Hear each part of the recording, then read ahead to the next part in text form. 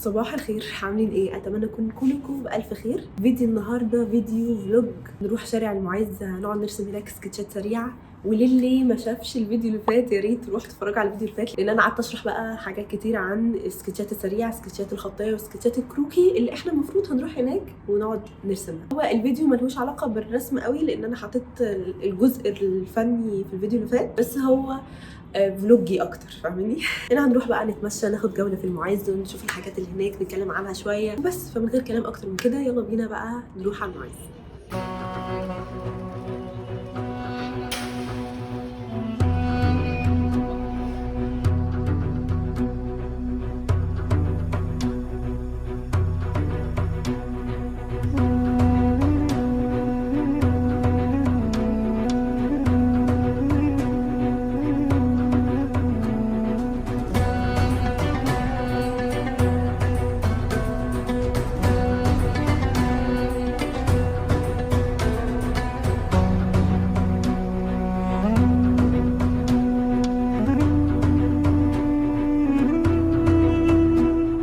أول مكان رحناه في شارع المعز كانت قبة الصالح نجم الدين أيوب. القبة الصالحية هي عبارة عن ضريح، يعني في شخص مدفون فيها، اتبنت سنة 641 هجريا، واللي أمرت بإنشائها هي شجرة الدر زوجة نجم الدين. هو كان مدفون في الأول في المنيل الرغدة في إحدى قصور المماليك، وبعدين نقلت رفاتها للقبة في المعز جنب المدرسة الصالحية اللي هو بناها. أول لما تدخلوا هتلاقوا المكان عبارة عن مساحة مربعة،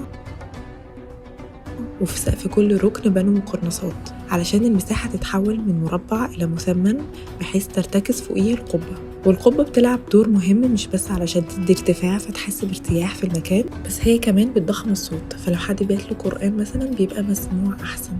الله، بسم الله، الله. المكان بيتوسطه الضريح اللي فوق ده هو التركيبة الخشبية معمولة من خشب الصندل. مكان الدفن موجود تحت وبيدخلوا له من 4 مداخل.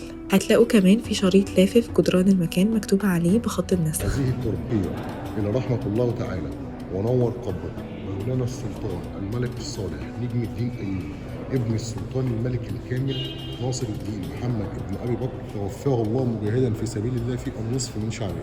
وهتلاقوا المحراب، والمحراب هو تجويف نصف دائري بيحدد مكان القبلة علشان يحدد اتجاه الدفن، معمول بالرخام الملون. اتفضلي حضرتك، ايه بقى المأذنة؟ المأذنة على شكل مبخرة عشان هما كانوا في يوم الجمعة الحيوانات بتقف بره تشرب كده بتطلع ريحة، فهم عملوها هنا بيحطوا بخور كتير عشان يغطي على الريحة الوحشة بتاعت الحيوانات يعني كده. فمن ساعتها احنا بنعمل بخور بقى يوم الجمعة. بخور يوم الجمعة جت من هنا؟ هو والله المرشد المرة اللي فاتت كان قال لي كده فعجبتني الفكرة يعني. فرحانة بيها قوي جدا.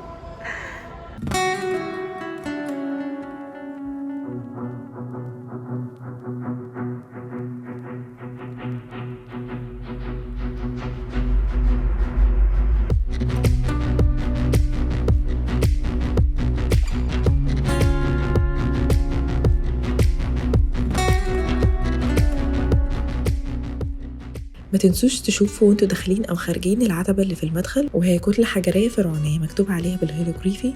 وفكرة استخدام آثار فرعونية في منشآت العمارة الإسلامية دي حاجة بتحصل كتير، ودي واحدة منهم.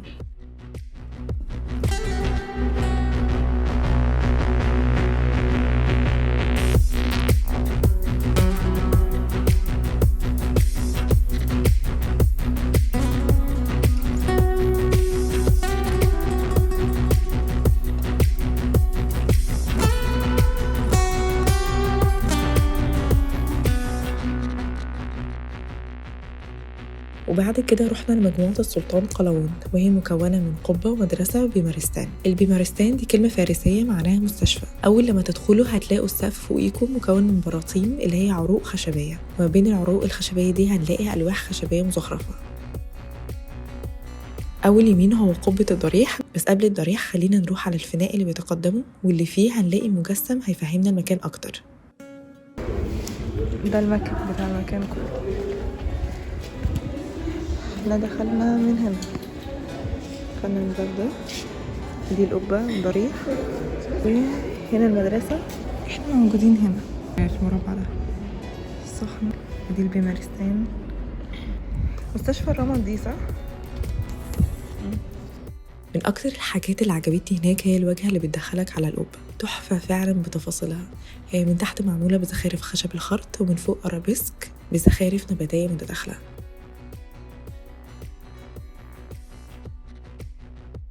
ولما ندخل الضريح بقى هنلاقي 4 عواميد فرعونية من الجرانيت.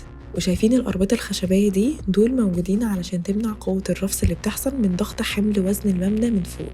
في الوحدة دي كتبوا بالخط الكوفي الهندسي كلمة محمد ملفوفة بكذا طريقة.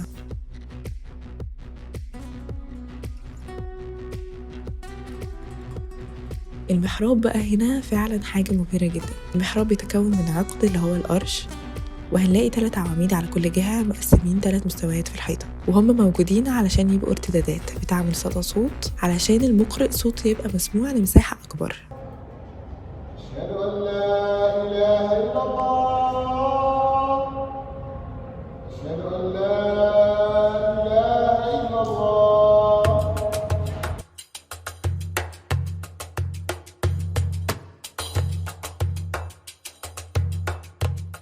المدرسة لما ندخلها هنلاقي صحن أوسط مكشوف سماوي. المنتصف ده كان مكان للوضوء، رابط 4 إيوانات. الإيوانات دي كانت مخصصة لتدريس المذاهب ال4. دي خلاوي طلبة من 3 طوابق، لأن الطلبة اللي كانت بتروح تتعلم هناك كانت مقيمة، فدي مساحة ليهم. ودي ظلة لجلوس الطلبة لتعلم تلاوة القرآن بالقراءات ال7.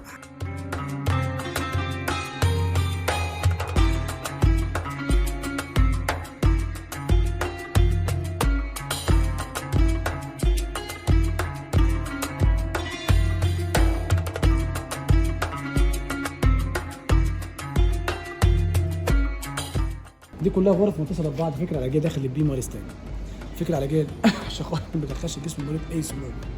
عمل كده دور الدكتور بيمر على المرضى اثناء وجودهم داخل المستشفى، يقدم له غذاء او يقدم له علاج منين؟ من الممر ده. ده جزء اللي فيه الزرع، ده جزء للسيدات وده جزء للرجال. بس الحمد لله السيدات كلهم عقلوا، عندنا الجزء بتاعهم، ده جزء للرجاله والدنيا العباسيه. واللي في النص ده بيت ميني ميه، لان الميه عامه صوتها ثيرابيوتيك جدا، او يعني مريح لاعصاب المرضى، فهم فعلا كانوا بيهتموا براحتهم. سموها سراي صفرا عشان كانوا بيبنوا الحجر الصفرا.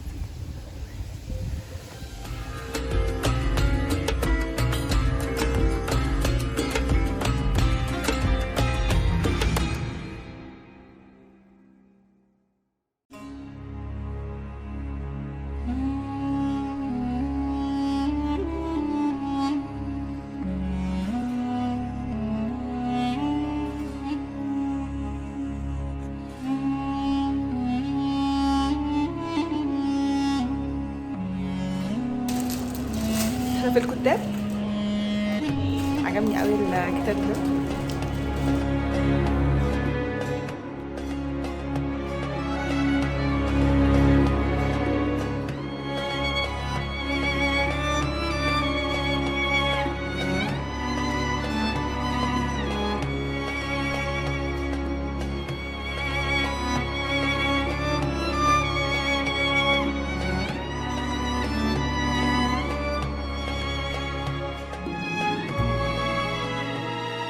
بعدها رحنا لمدرسة وخنقات السلطان الظاهر برقوق.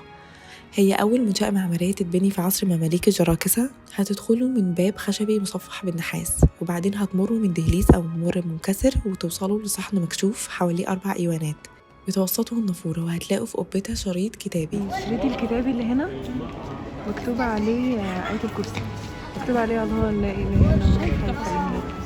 جميل. من جوه كمان حلو قوي.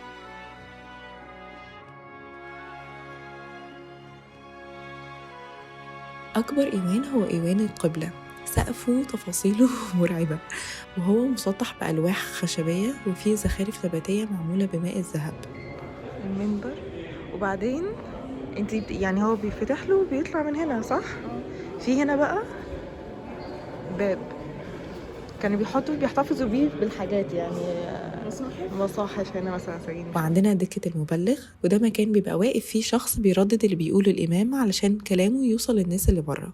بيخطب على المنبر ده بيبلغ الناس، باقي الناس تسمع. والمقابل ليه الإيوان اللي فيه مدخل الخنقة اللي بيدخلنا للخلوات أو أماكن الصوفيين، واللي حوالين الصحن طوابق فيها حجرات. بما إن المكان ده كان مدرسة ففيه أماكن إقامة للتلاميذ والمعلمين وحجرات للتدريس. هنا بقى الجزء اللي فيه ضريح. اروش حاجه اتعلمناها هنا ايه؟ الباب اللي في النحاس والمفاجأة. نسمع بقى. نسمع اختلاف ما بين الصوت ده والصوت ده.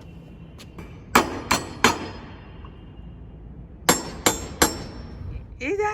ايه الاختلاف ده بتاع ايه؟ عشان لو راجل بيخبط يدق هنا اهو، لو ست صوتها شتوي. هنا. لا ده كده صوت صيفي على فكرة. بصي مسرسع. كتكوتة.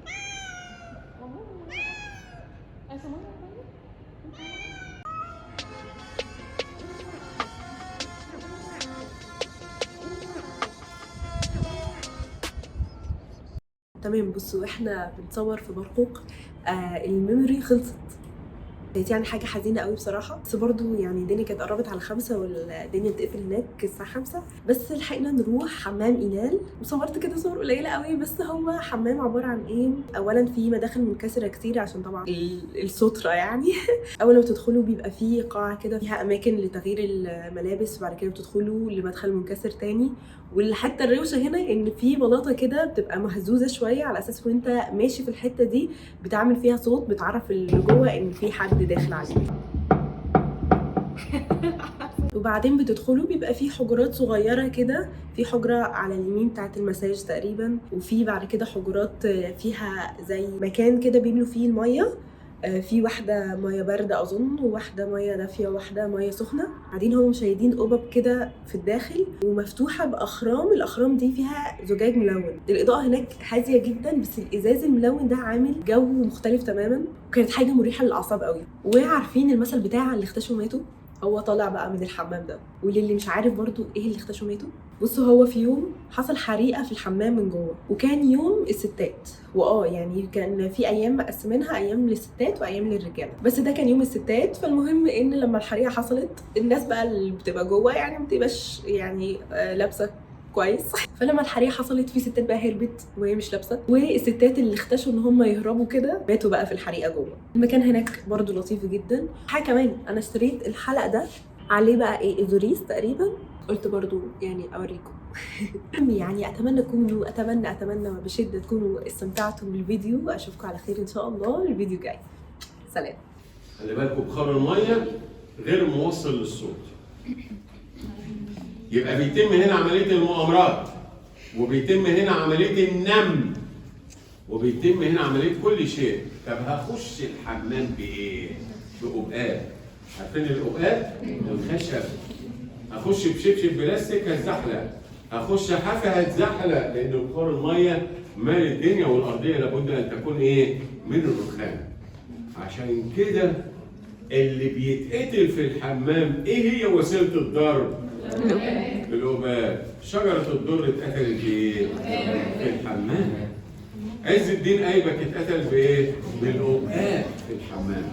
اذا هنا بيتم القتل بالماده اللي بتستخدم. امال هتقتله بالميه هتغطسه؟ مش هينفع. هتغطسه جوه؟ لا مش هينفع. ممكن هو يبقى اقوى منك، انما لما تمر عليه وشويه كده يقوموا ضاربينه بالقباب على نافوخه هيجيبوا له الارض. يبقى هنا الاحوال الاجتماعيه، الاحوال دخول الحمام مش زي خروجه. انت بتخش زي الزفت، انما طالع زي الفل. ده خوخه. انتوا معايا؟ وفي نفس الوقت الفلوس. انت بتخش مش هتطلع تقول له والله انا معيش، لا، دخول الحمام مش زي خروج.